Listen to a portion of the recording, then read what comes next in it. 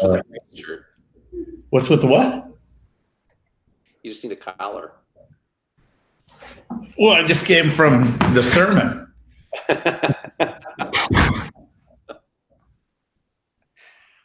Oh, man. Good Thank you. Good stuff. All right. So the topics. Yes. Dominating upgrades from the floor, turning trials into your tribe. I like it. Father Mike looking good. Let's put that up there. Oh, very nice. Very nice. Oh, that's good stuff. You got to have some black construction paper around there. You can just slide it right in. Thank you. Yeah, I'm going to go over this with the team, and it'll be an unbelievable event.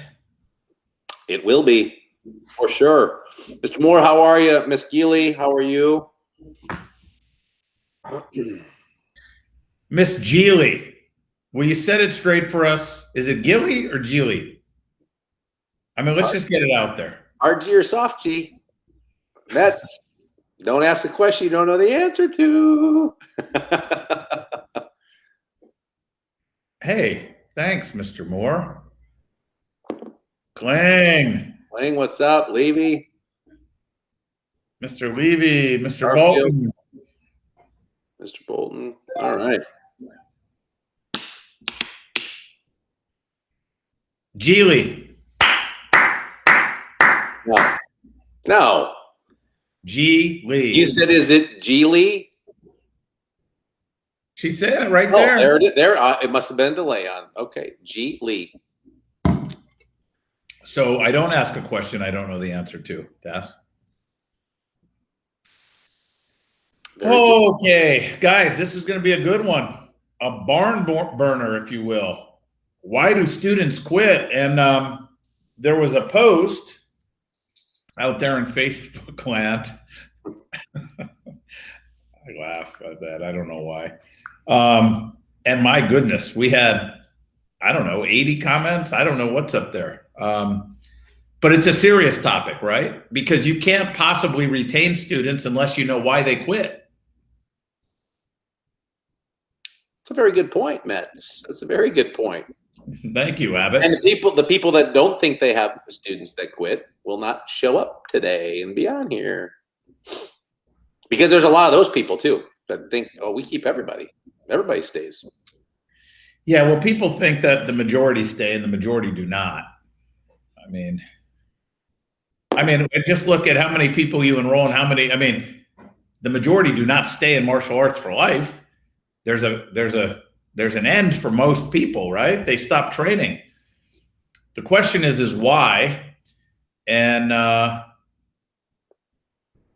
by the way, if you looked at the post, there were a lot of answers on why people quit.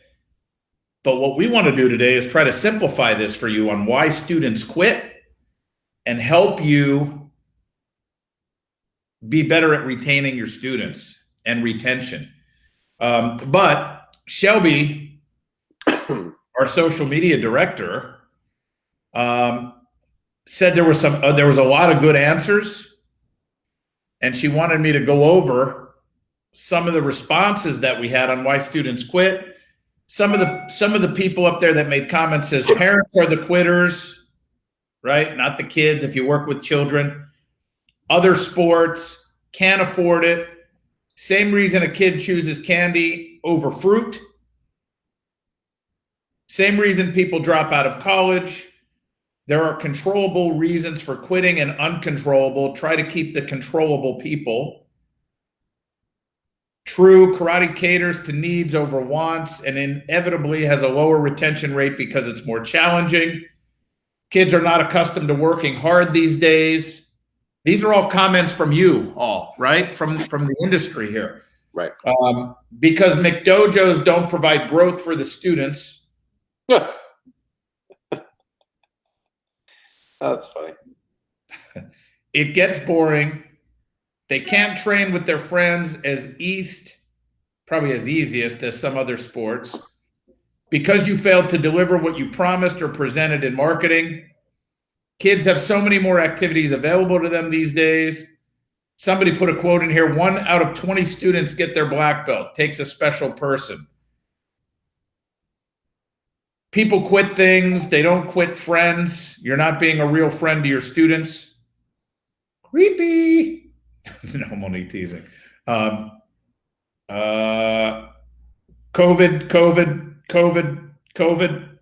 That's a reason maybe people quit. You're selling programs, not a lifestyle. Sparring is a reason people quit. They're being nickel and dimed. It's inevitable for different reasons. Just communicate when they leave so you can see where you need to improve. Somebody said, I blame participation trophies. Class schedule sucks was another comment. Look, some of these are not great answers, but the majority of these are all real answers. But Tass, I'm going to make a statement. I'll throw it to you. But listen up, everybody. And this is important. And we're going to make this sound simple, but then we got to talk about it. Students quit for one reason and one reason only. They no longer see the value in what they're doing. Period. End of story. If they quit to go to baseball, it's because they see more value in playing baseball than they see in doing your martial arts class. For a child, that value to a child most of the time is fun. I'm having more fun. I'll have more fun doing baseball, doing soccer, playing Xbox or PlayStation. So I want to quit. I want to go do this, right? Value to the parent, they have different values, and values, a parent has a different value than the child, and then an adult student has a different value than the child or the parent. And I'll throw it over to you on this task, but here's the thing. It's not because your classes are too challenging. It's not because of cost, because I will say this. Everyone in your area, for the most part, okay, of course, there's homeless people on the streets. I understand. But the majority of people can afford your classes if they see enough value in your classes. And the thing is listen to me carefully. Some people cannot afford to train with you in your martial arts school based on what they do in their current lifestyle. To make this an easy example is, I like to get a Starbucks every morning, right? $4 every morning, which is, let's say on a 5-day work week, it's $20 a week. That's $80 some a month. And that's what I do every morning on the way to work. I just can't afford to do martial arts unless they see more value in getting their child in martial arts than they see in getting that coffee from Starbucks every morning. Now they'll be able to afford you and not be able to afford that coffee from Starbucks. That's a nutshell. Now, Tash, you can elaborate on that, but then let's talk about how we establish that value and how we do that. Well, go ahead. I'm just going to shut this door. Go ahead. Yeah.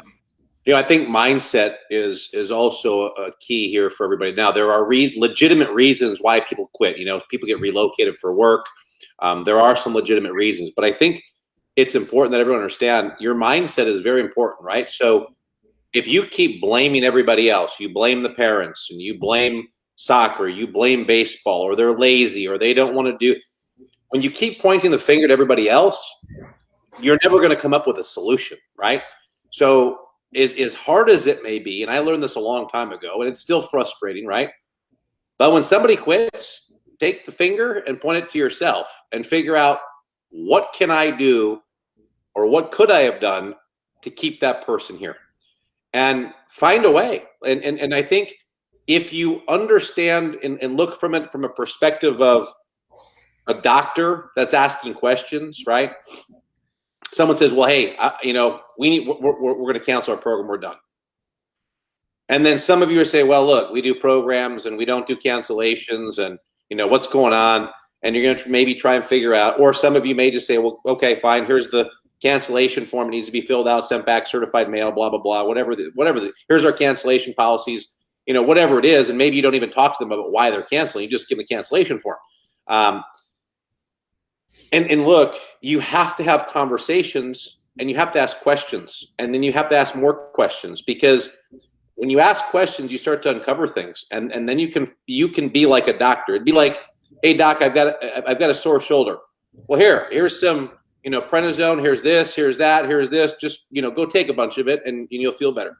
Well, if he hasn't diagnosed what the problem is, does this hurt? What does it hurt when I do this? Or how about when I do this? How about when you sleep at night? How about this? To get a better understanding, ask questions to really pinpoint what's happening. Then the doctor can prescribe the right solution for you, right? It's the same thing in our martial arts school. I think, nobody likes it when someone comes to you and says, hey, look, we need to be done.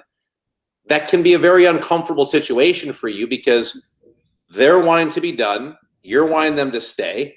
And at the end of the day, you have conflicting, challenges right now. But if you get on the same page with them and find out, well, why and what's going on, and what can we do to keep you guys here?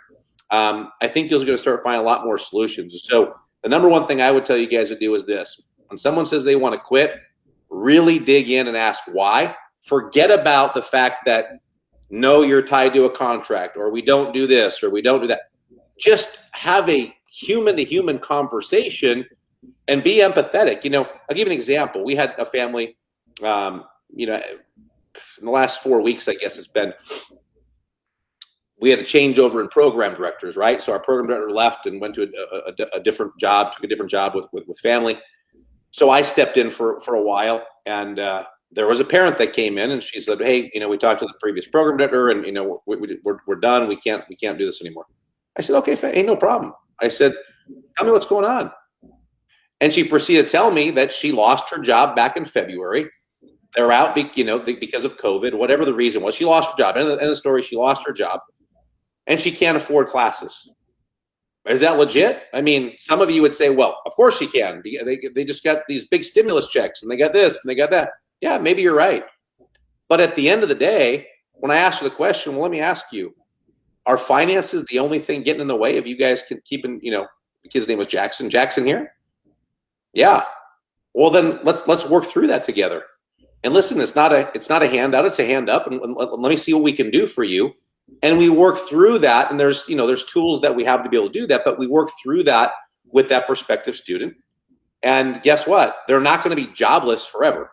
And so if we can work through this period of time, and we can save them by whether it's you do a scholarship or whatever you want to do, but work with them, especially, if it's strictly finances, something like, Met said this, right? Something, either the value has changed, the perception of value has changed, or maybe they have had a financial hardship like a lot of you and us have had on here because of COVID. I mean, business owners were not the only one affected, right? Employees were affected as well. So what can you do? What solutions can you provide? But you won't know the solution to provide unless you ask the right questions. And I think that's a big part of it. And here's the deal, everybody. Listen, sometimes people will lie to you because they're uncomfortable to tell you why they're actually quitting. I think it's rare that someone will say, I just don't enjoy your teaching anymore. Some people won't admit they can't, in their minds, afford your classes, right?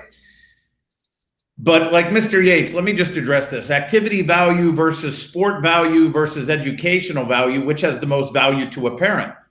It's different for every parent. It's different.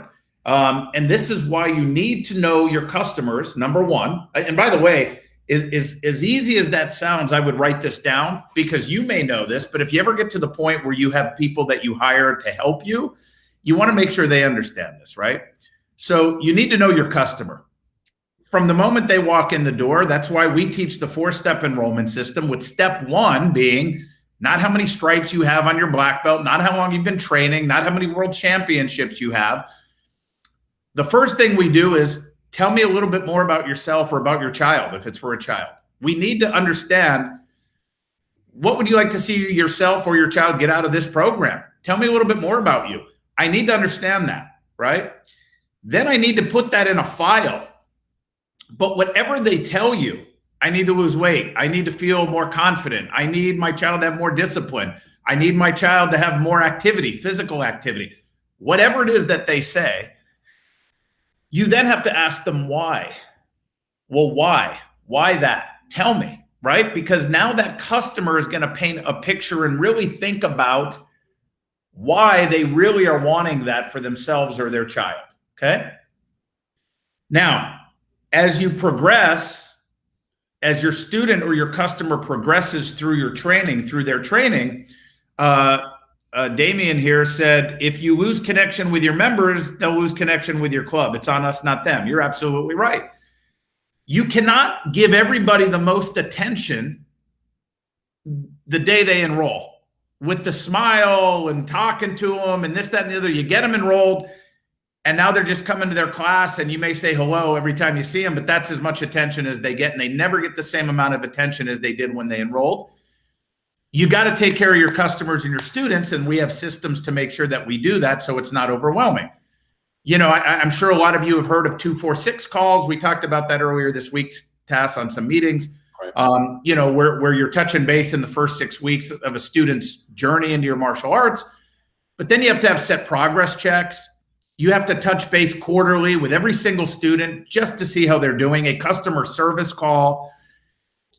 And if they ever come to you and they want to quit, we can go back in that. First of all, we're following them along on the journey all the time, right? So that helps. But if they ever want to quit, it's about value, period. It's about value, right? But now we can go back and remind them why they joined in the first place and remind them on the reasons why they stated they wanted to join. And now we can talk about, look, have you seen an improvement? Now, if we're not doing our job and giving the customer not only what they need, by the way, traditional and hardcore martial artists, we got to give them what they need, right? But you also have to make sure you're giving them what the customer wants. You have to make sure of that. And there are ways to do that. And unfortunately, this is not a seminar, and we don't have time to go into a 2-day seminar right now on this. But you have to understand the differences between wants and needs. And you must understand the difference between values and benefits. Okay? Teaching a technique is a benefit. What is the value in learning that technique? You have to understand the differences from a physical standpoint and also a life skill standpoint in the value of what you're doing. And if you can dial in on values, you can give the hardest workout you want because your customer is understanding the true value of that workout and what they specifically will get out of that. And I'm bringing up a hard workout as an example because somebody mentioned your classes are too challenging, or kids want it easy these days, or students are weak or soft, or whatever all the comments were. Here's the other thing I want to say before I throw it back to you, Tass, so you can, piggyback on anything I'm saying or add to it. But you said it a little bit earlier. You got to stop pointing the fingers, because if you truly believe society's soft, kids are soft, they want participation trophies. Well, you can say that till the day you die, because you're not going to change society. Right. You're not going to change it. So how do you change your presentation to get those people in, change your presentation to change their mindset once you have them in? But somebody's got to make a change. And it's not going to be your customer right now. It's got to be us first, and present differently to get them to where we want them. Based on what your customer wants, though, the value in what you're providing. Okay, Tass? Yeah, you said something earlier, and part of our 4-step enrollment process is where we talk about the student, and then we literally say, go fishing, right? What's the reason they're there? And I think sometimes people will get the answer: discipline, focus, respect, confidence, whatever the answer is, right? Specifically for kids, those would be, it could be for adults as well. But adults are usually self-defense and a workout or physical fitness, right? But then Metz said something important. Why? Tell me more about that.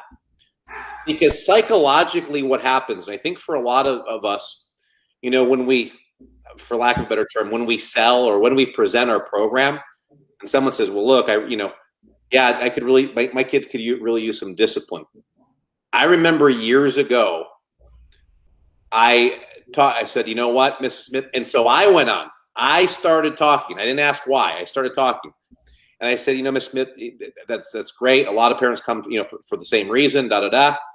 And I said, and we will make sure that he's a first-time listener at home. He's this, he's that, he's this. And she goes, no, that's not what I mean. She said, he does everything I ask him to do, but he doesn't have any self-discipline. So number one, there's a difference between discipline and self-discipline. So you got to ask why. And when you ask why, you stop becoming the salesperson and the parent starts to become the salesperson, and they're selling themselves on the reasons why, whether they themselves or their child needs to do this program. And they're literally saying it out loud and talking themselves into what it is that they're wanting to do, right? And this is a really, really important point. So what do you want your child to accomplish? Why? Tell me more about that. And now you're going to have the arrows in your quiver to know which direction to take the conversation. And how do you deliver those things on the floor? And Metz said it about teaching life skills. And I think this is often overlooked on the floor. I think sometimes as instructors, we focus on the mat. And that's where our focus is. And when I teach class, that's not my focus. My focus is on the mat. My focus is in the lobby. My focus is at the front door. It's like the Matrix. I'm like focused on everything because I'm making sure that everything is running the way that it needs to be. I mean, listen, if a parent is in the school, in my school, and they got their 2-year-old and they're on the floor and they're zooming trucks on the floor, all y'all may be different, but for me, the child needs to be in a chair. That's just what we do because it becomes a distraction to class. I've had it where I've had a 2-year-old walk out on the floor when we're doing spin hook kicks. That's dangerous. That's not safe. And so there's reasons why we do those things. But besides all that, when I'm teaching, I will tell a parent when we do a drill, here's why we do the drill. Let me give you an example. We did this in team training the other day. We were doing 360 spin around. We're at Taekwondo school, right? We did 360 spin round kicks on the Wave Master bag. And I was watching my team do it. And I said to my head instructor, I said, now tell me what needs to be fixed. And he's like, they need to finish. That's right. So they're doing through a 360 spin hook. They put their foot down. They just turn around and walk to the back of the line. So now we finish in a good guarding stance. But now give me the life skill. He's like, well, in life, you got to finish what you start. So that's what you need to tie in to that particular lesson. Guys, listen, when you guys are done, I want to see everyone finish in a great guarding stance. Because remember, in life, we got to finish what we start, whether that's doing a 360 spin hook kick or it's cleaning your bedroom. And this is where the parents start to dial in. They're like, oh, man, this is great. Because now when the student doesn't want to go because maybe your classes haven't been as fun, which we need to work on, the parent is going to say, no, you're going because that's the value for the parent. They're like, every class we go to, they're constantly reinforcing what we're looking for our kid. So I think it's important to make sure that we understand what's the reason why the parent is there. Tell me more about that. And then you got to look at your class plan and whatever you teach, how can you link a life skill to it? And then directly tell your lobby why you're doing the drill you're doing. Because some of us, we do game-based learning. That's been big in the industry for years now, right? It's game-based learning, game-based learning. Great. But to a parent that doesn't understand it, they think they're paying $150 a month for their kid to come play games. So you've got to understand, well, why are we doing this? What's the purpose of Ninja Rocks comes to mind, where the kid goes from one pad to the other and they can't fall and they got go on Ninja Rocks, right? Well, this is a way that we disguise repetition, and we're working on their front stance, parents. So when they get into the regular classes, they've got deep, strong stances. And also, what's the benefit of having deep, strong stance? It's going to build power in their legs. So if they ever had to defend themselves against someone bigger, the leg is stronger and longer than anything else, and they have a better chance of escaping because they can use their kicks. I mean, those are things that you should be looking at, the techniques and the drills, curriculum, lesson plan, benefit, right? Lesson plan, benefit. And if you can start doing that in classes, their eyes are going to open wide. They're going to go, oh my gosh, this has been amazing. Because now you're not just teaching kicks and punches. You're giving them, like Metzger said, they're giving them the values behind what it is that they're learning. So a couple things. And Mr. Yates says, how much would parents spend on an activity, a sporting event, and education? Long-term perceived value between those is starkly different. That is true, but you have to understand that some parents would want to spend more money on getting their kid more physically fit than and another parent would want to spend more money on getting their kid more focused and more disciplined. So as Tass is going through this example with the 360, roundhouse kicks, you have the kids who are getting physically fit, they're sweating, right? But they're learning. We're covering all the bases of the majority of what parents in that lobby are wanting, and they're all wanting something different. Now, if you sell people on this when they come into your school, you can't just sell them on rhetoric. You must back it up. You must back it up, right? And that's why, for example, we have black belt excellence sheets, every month that go home for kids, right? We want to monitor their behavior. We want to get a report on how they are doing at home and at school, and reward them for that, right? You got to be, and this goes back to being in communication with your customers. But look, one year, and it was years ago, we had a school of 250 students or whatever, and for the year they had a 1.9% attrition rate. I have yet to see that again with my schools or any of the schools that I work with, a 1.9. It is not uncommon to see 3%, 2.6, 2.8, which is phenomenal.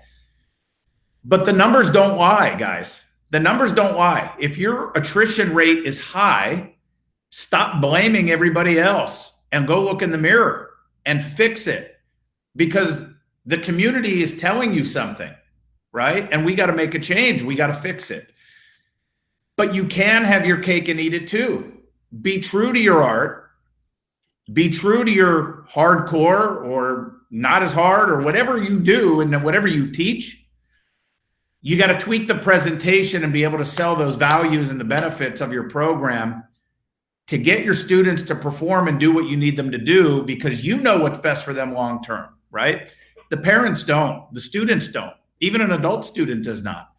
If you get a student in your building or a parent that has never done martial arts before, not one of them understands the feeling they will have and how it can alter or change their life the day you wrap that black belt around their waist and they've made a huge accomplishment. They don't know it. It's our job to get them on that journey and keep them on that journey to get them there and beyond, to understand the value of having the commitment and the dedication to anything in life to get a reward such as a black belt in the martial arts. Because it is easy to quit. But it's easy to quit because not everybody wants to continue doing whatever it is that they're doing in your school. So you got to change up the look and the presentation constantly to do our jobs as instructors to keep our students longer. Because at the end of the day, if I were to ask you as instructors, well, what rank do you want to get your students to? Well, if you tell me green belt or brown belt or blue belt, you're not a great instructor. Your mission should be black belt and beyond. I want to get my students to stay forever. That should be our mission, right? Because we can't make an impact on someone's life if they're not with us, if they're home now, or if they're doing something else. But at the end of the day, you got to simplify it and just understand it's not about affording or baseball or soccer or this or that. It's about the perceived value in what you're teaching and what you're doing. Period. End of story. As long as they see more value in coming to you 2-3 times a week, 4 times a week, they're not leaving. So you got to make sure you understand the needs and the wants of your customers, and you got to stay in communication with them, and you got to constantly remind them of why they came. But by the way, understand that those reasons can change over time, especially if you have a child that joins at 7 who's out of control, not disciplined, and now they're 12, 13, and they have discipline, but they don't have confidence, right? Well, you're never going to know that unless you're constantly in some kind of consistent communication with your customer. So that's it. I'm gonna go somewhere that I probably shouldn't go, but I'm gonna do it anyway. So, I was born and raised Catholic, and yeah, here we go. Right. I was born and raised. Go ahead. But here's the thing. The church that I grew up in My mom goes to that church 3 or 4 days a week now.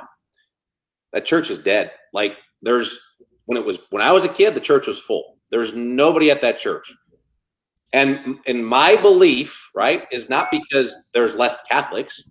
It's because they didn't give them what they need and what they want, right? And so I'm going out on a limb here because this may not be true for everybody, but I will tell you, in our area, we have seen a surge in non-denominational churches where you go in and there is a drum set and electric guitar and acoustic guitar. People are singing.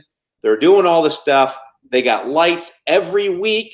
Every week, there's a different backdrop. There's a different theme every month as to, they go through like, themes and different things that they're doing. So it's very similar to our martial arts school, but how often are we changing our when I say change our school, you can't necessarily have a different backdrop every month or every week or whatever it is, but can you teach class in a different direction?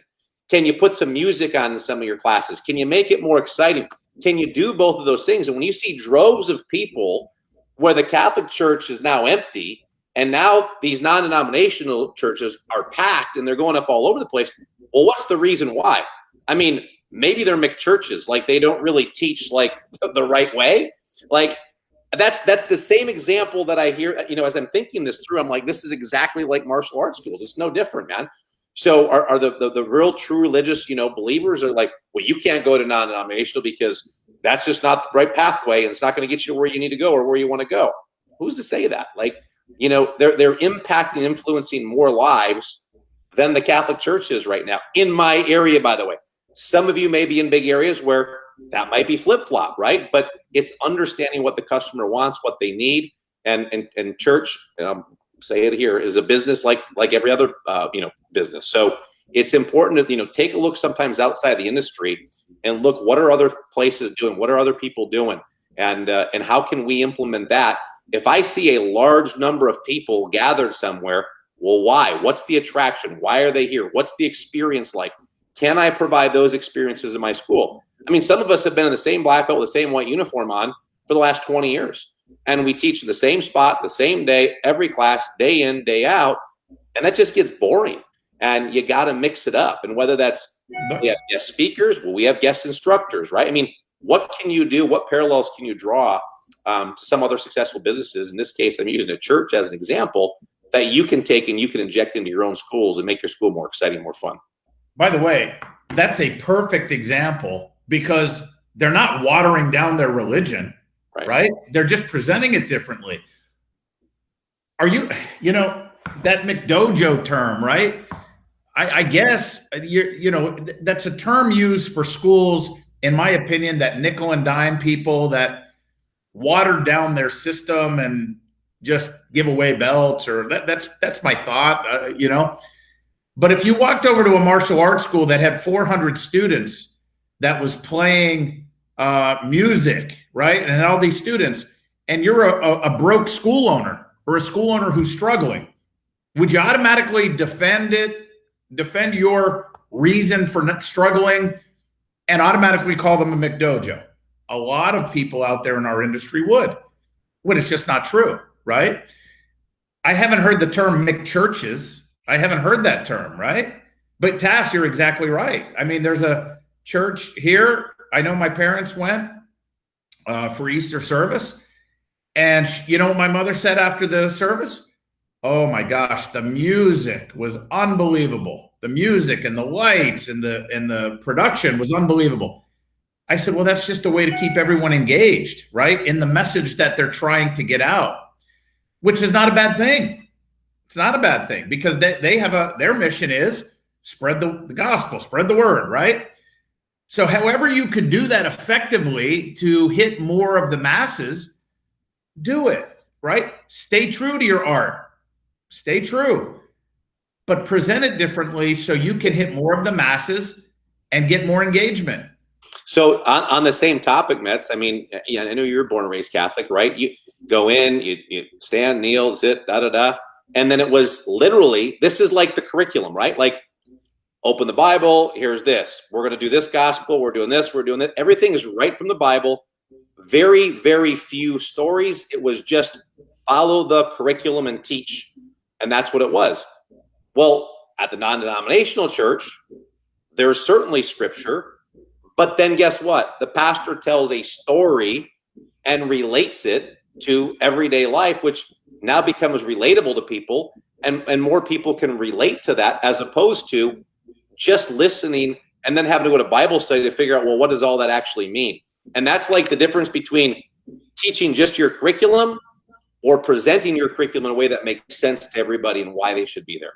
I mean, those are the benefits versus the values. It's the same. There's a lot of similarities.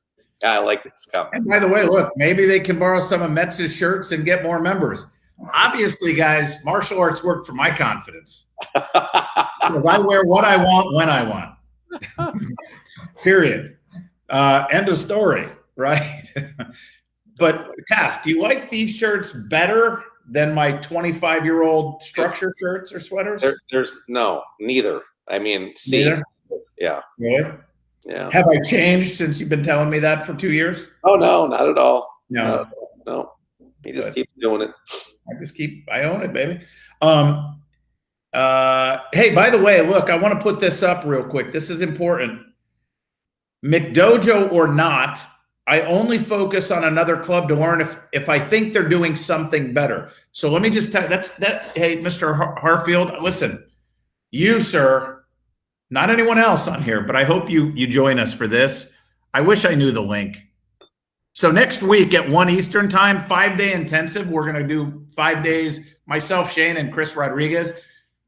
Check out, if Chris is watching or one of our experts are watching, put up a link for people. But you're very smart, because for 20 years, right, about approximately 18 to 20 years, I was consulting schools one-on-one, schools that were making $2,000 a month and schools that are making 6 figures a month plus, and multiple locations. What I have found, though, is for the most part, there is always somebody, even the smallest school owner, that is doing something in their school better than anyone else. And to give you examples, there are schools that do martial arts birthday parties and get a huge amount of new students from doing that. And then there's this school owner who gets no students from doing that. There's school owners that have a referral program that get a huge amount of students from referrals, and a bunch of schools that just do not, right? There's schools that generate $30,000 a month in private lesson packages, and like no other schools. So when I work with schools one-on-one, and I'm hearing, when they're giving me feedback as I'm giving them feedback, and I say this all the time, it's not Metzger's way of running a school or Tassoul's way of running a school. It's not our way. We just happen to be the funnel from communicating one-on-one for the last 18 to 20 years. And when I hear a school, by the way, and then Tass, you jump in, when I hear a school that is getting 15 new students a month from doing a referral program, when my schools 20 years ago were getting none, I don't care if I'm quadrupling the amount of students and gross. I say, wait a minute, explain that to me. How are you doing that? What exactly are you doing? And they'll tell me, and we'll tweak it and we'll make it a system, and then I will teach it to everybody else. Same thing with, I'm going to do a shout out to Brian Maurer in Baltimore, who gave us the idea of white belt in a bag, right, for the holidays. Mr. Levy is the private lesson package king. He's phenomenal at packaging private lessons when we were not doing that. And I said to him, so we learn all these things, and this is why I'm so confident that we can help you grow your school, because we just happen to be the funnel. It's the industry that's helping you really grow your school. We just happen to be the conduit to tell you exactly all the systems from the hundreds and hundreds of schools that we've talked to one-on-one. So very smart that you focus and don't bash other clubs. Go find out what they're doing and what they're doing better than you, because there's something. There's always something. Go ahead, Tass. Yeah, I love it. Here's the thing. I was going to interject and just say, and different than maybe, some of you go to tournaments as an example, or you've got buddies that are in the industry. And a lot of times there's puffery, and people are, telling you one thing and it's really another. Well, with dealing with clients, they're being transparent and honest. So we're getting real data from people and collecting data, right? Number one. So that's why we get to be this kind of, and by the way, it's not a couple, like you said, it's hundreds of schools that we talk to. So we hear all the stuff. Number two is when Metzger just said it, like, well, what are you doing? Wait, you're doing what? Tell me more about that. And he asks questions, and then we figure it out and we systematize it. And this is why people that are in the elite program continue to grow, is because we've continued to grow as consultants because of all the information that we get over time. But going back to the reason why students quit in your school, if you ask more questions and say, tell me more, guess what's going to happen? Over time, they're going to, if you ask the right questions, you're going to have the right data, and you're going to get better and better and better at retention. Just like we've gotten better and better and better at what we do because we've asked questions. Yeah, here's a serious thing. I'm just going to tell you this, guys. You know how we know we're good at what we do? Seriously, you know how we know? Because Century is the parent company of Maya. We know how much the average Maya Elite customer spends spends as far as merchandise, uniforms, gear. And I know not everybody buys all their stuff from Century. I know that. But that's one outlet where we know how much higher our average elite client spends than anyone else, right? By the way, in any other organization. We also know from billing companies that we work with, if you've ever been to the Super Show, guys, we have a great relationship with like all the billing companies and software. I mean, all of them. Like we don't just cater to one, right? So when we've reached out to some of these companies to say, hey, what can you do a poll as far as what is the average martial arts school bill per month, right? And can you separate out a Maya client or Maya Elite client? Well, when we did that with a billing company that has thousands of martial arts schools that they work with, and I won't mention the company, we were like 70% higher as an average than all the other schools as a group. That's why we know we can help you guys. I mean, we can help all of you. And again, it's just because we've done something that nobody else wants to do. And by the way, if this was the way I made my living, right? If I made my living by consulting schools and I needed to build this up, I would not make it to where it was a one-on-one phone call. I wouldn't do that because you can only do so many one-on-one phone calls. I would do it like the rest of the industry does it. Join us for a Zoom every week or whatever, where I got 200 of you on there. And I'm just going to spew my rhetoric on what has worked for me, right? Or what I know as far as the systems. And that's not wrong. It's not wrong. But it's very hard work for 20 years, by the way, picking up the phone. And it was every 2 weeks, picking up the phone every 2 weeks, talking one-on-one with school owners. It's a horrible business model, but an unbelievable education on what works across the world, consistently across the world. And thank God I've done it, and I'm done doing that, right? Because I've learned so much from all of you, and now I can teach the consultants and I can teach all of you what I have learned from the industry as a whole. But now it's a system. I mean, it's just a system. And just real quick, Tess, I'll throw it to you, but serious question. I'm really thinking about breaking the law. Just stop right there. Don't do that.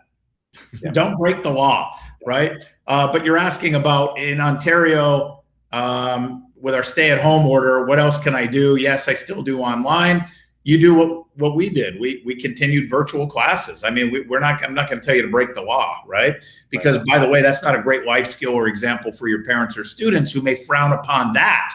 If you were to skirt the law, there's probably a lot of your parents or students that would not appreciate that. We do what we can do in the confines of the rules, right? And it's just what it is. You give us the rules, we got to play by the rules, make some changes, and figure out how we're still going to win the game. And that's what we do, period. Go ahead, Taz. Master Perez joined us.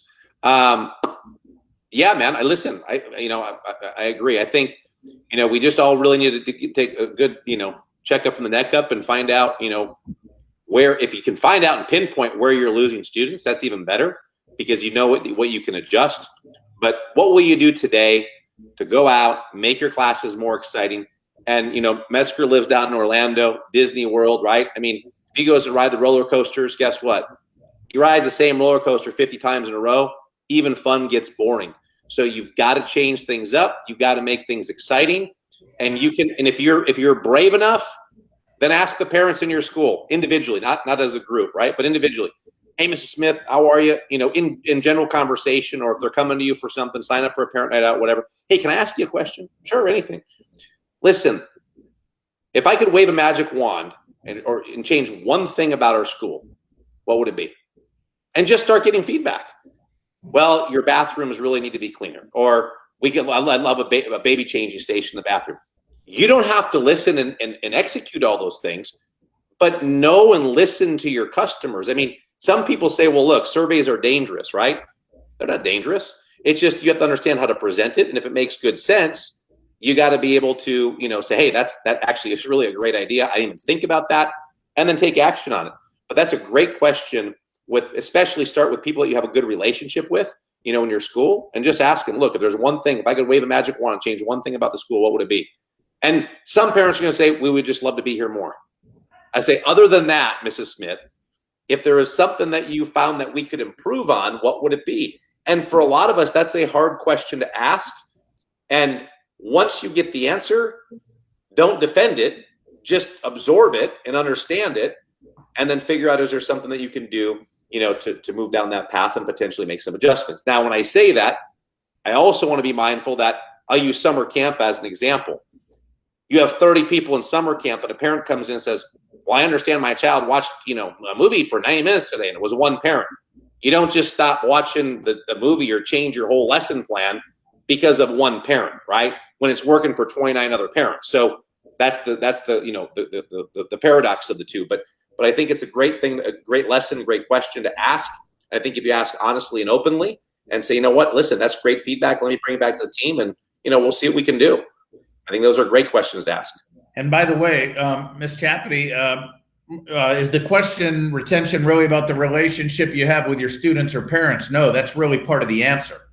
That's not the question. That's part of the answer, is what that is. And Mr. Harfield here, you know, our retention is 92.3% for the last 12 months. And over COVID, maybe that's not bad, but that's close to an 8% attrition, right? Which we got to cut that in half. And there's ways to do that, but through COVID, not bad, right? And but we had systems in place where, as a whole, we've done much better than even that, an 8% attrition through COVID. But by the way, you made it through. You did a great job, and you're going to reap the rewards of that, because I don't know if you guys have seen the big wave and influx as your states or counties or countries start normalizing and laxing a little bit on the rules, or as the vaccine rolls out, specifically here in Florida. Well, not Florida. I mean, Tass, you see it all around this country with our elite clients and our CMA licensees. Record-breaking first quarter. I mean, record-breaking first quarter with financial and active count and enrollments in our schools. Breaking a record. I mean, and we broke a record.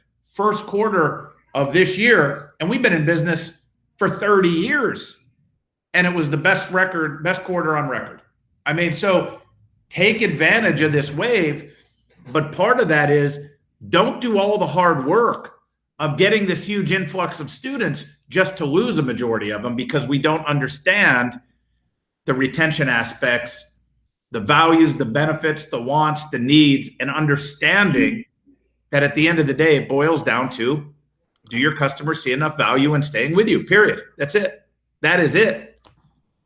And you just got to talk to them. You have to communicate, and you have to have fun and excited. Look, we say you have to have fun, and you hear this loudness in the background. This is what goes on in the office, by the way, when I have the door shut, right? 3 people are going to be fired today. By the way, you know, people say you have to have fun and exciting classes, right? Fun and exciting classes. Well, of course, but why? Why do you have to have fun and exciting classes?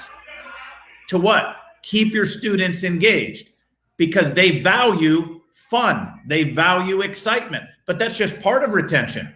But by the way, that's one of the biggest retention tools. If everybody that came to your class had a great time, they're going to keep coming back to your class. So it's fun and exciting classes, but we have systems in here too, as far as partner drills, shuffling partner drills, developing relationships between the students, not just with the friends or the family members that are in there, so that they look forward to coming to their social hour in martial arts and having fun with their friend. You got to develop these things. So yes, all the answers were correct, but it goes deeper than that. And if you bring it all the way down, it's about what your customer values. I mean, that's what it is. Any parting words, Tass? Here's a. I mean, this is a tip for you guys if you want to have some fun. I mean, we just finished up with our graduation, and we have a 1 week in between our cycles, so we have a fun week. And I mentioned this to the guys, and this is just a tip if you want to do it. Cool.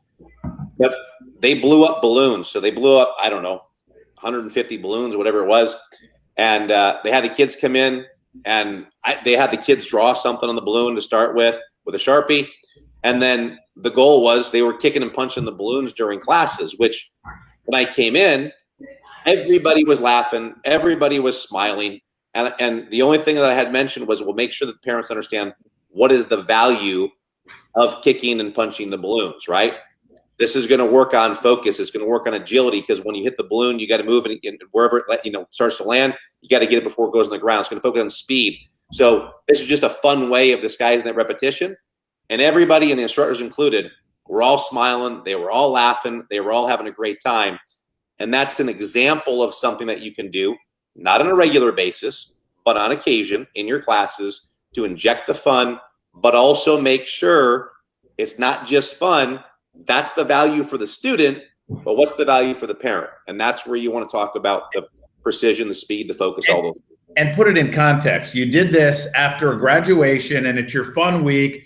After all the hard work. Correct. Parents, I bet you, Tass, I don't know if you were at your school, but I bet you the parents in that lobby were smiling, watching, enjoying, seeing their children have fun. And the balloon thing is hitting the value for the kids. The value for the kids is a child doesn't care that they're going to get confident or more focused or more disciplined, right? That's important. But the child at the end of the day, especially kids, this is fun. I can't wait to go back. Fun, fun, fun. So when you do something like that, you're hitting the value for the kids, but you also got to make sure you're hitting the value of the want of what the parent is paying you for. And It's not about chasing balloons, right? But even if you didn't sell the value on that, if they just got done working for 3 months to get to their next test, and they just graduated, and now it's the week after, here you go. Oh, that's funny, man. Oh my gosh. There it is. Love it. Oh, yeah. By retention, I mean we've kept. Yeah, Mr. Hartfield, right. We kept 92.3% of our students, which means we lost 8%. But at the end of the day, if you still kept 92%, it's a phenomenal feat. If it was not COVID, we'd want to try to help the retention rate a little bit, right? But by the way, the people that you lost, for all of you, the people that you lost through COVID, you need to be reaching out to them. And hopefully people that quit during COVID, hopefully you still stayed in some kind of communication with them, because when things normalize, bring them back. And here's your tip for the day. Here's your tip. Print up, if you're on the My Edge site, I think it's on there. We have one for you, but you can make your own. But print up, look, COVID is over. We lost a lot of valuable time in our training the way we wanted to train, right? We did virtual. Mail them. You can email them, but you can also mail them and follow up with a phone call, a free 30-minute private lesson that can be scheduled anytime between now and the end of the year. And that's your excuse to get these people that have quit to come back in your building. And if they quit and they're not interested, say, look, at the end of the day, COVID wreaked havoc on the world. That wasn't the proper way we would want to part ways with any of our students. So, Mrs. Johnson, I'd love for you to just come back one last time. No one else in the building. We'll schedule a 30-minute private, and then we'll wish you the best. And just, we're always here for you, but I'd love to get you one more class or give Johnny one more class. But by the way, that's where you have an opportunity to show the value again and get them to remember why they initially joined you in the first place. So just come back in your building. Okay. Very good. There you go. Aaron O'Neill, thank you so much. See you next week for the Maya Summer Success Plan. Guys, we'd love to see all of you on the 5-day intensive. One day, every day, 5 days next week.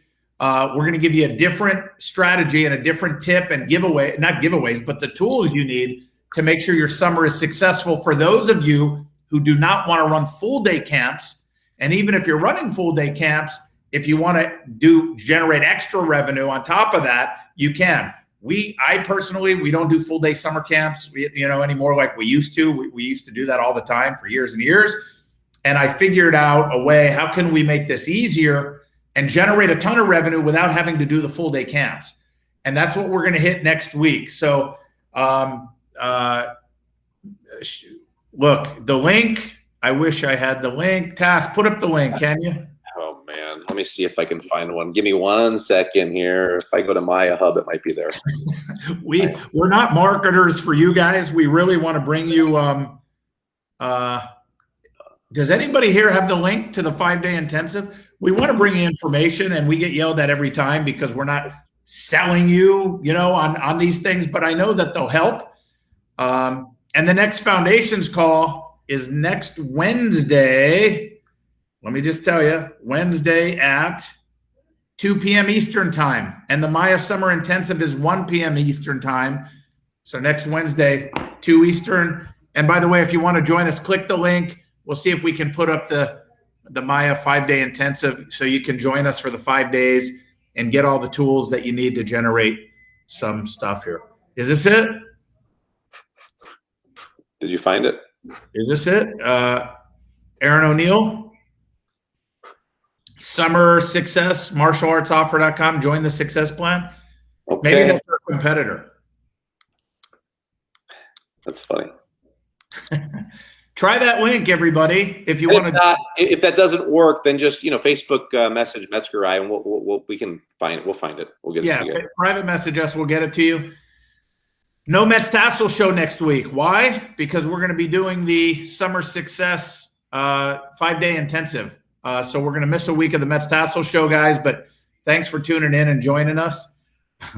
I see Perry laughing, probably at some comments coming in from Master Perez. But I'm not going to encourage him. I'm not going to put it up on the screen. Yeah, and I won't shave my head. Well, this is getting further and further back. So, and maybe sooner than later. We'll see. All right, Barry, do you have the link for the Summer Success Plan? Is it Marshall Summer Success? We are so good at, closing the deal, Tass. Yeah, I think that what Aaron posted was. Yeah, and here we are telling them that we can help them grow their schools. Oh, well. Well, there you go. Thank you. If you get on, we'll help you, but you got to find your own path. No excuses, guys. Don't blame Metz and I when you can't get on. Point to yourself and say, why didn't I find that link? Right. How bad do you want to get on, guys? How do you want to get on? Right? Oh, man. That's funny. All right. Well, there it is. I think that's it. Thank you, Miss O'Neill. Thank you. And we'll see you next week. When I shave my head, Mr. Perez said he'd shave his as well. All right. Deal. All right. There it is. Thanks, guys. Have a great week. Hope to see you on Monday, 1 Eastern for the 5-day intensive. See you guys. Bye, everybody. Thanks. Bye-bye.